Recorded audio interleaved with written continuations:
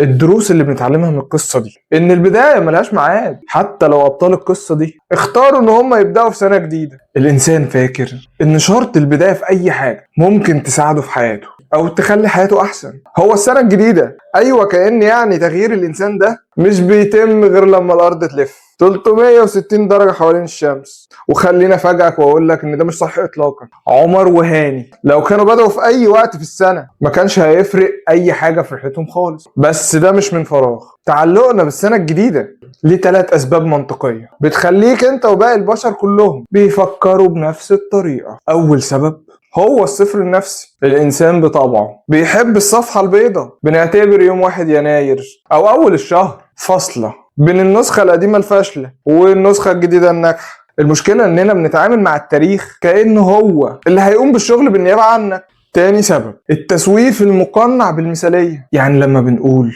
هبدأ من السنة الجاية، احنا الحقيقة بنهرب من مجهول دلوقتي. انت كده بتدي نفسك تصريح للفساد في ديسمبر، وبتدي نفسك وقت بنقنع فيه عقلنا اننا هنصلح كل حاجة بكرة، فبنتمادى في الغلط النهاردة. السبب الثالث عقلية الكل او لا شيء. لو اليوم الاول في السنة ما كانش مثالي او بوظت الدايت يوم 3 يناير بنحس ان السنة باظت كده ونرجع لنسختنا القديمة ونحفظ كرامتنا. ده سببه حدث السنة الجديدة مش بمسار رحلة حياتك الجديدة.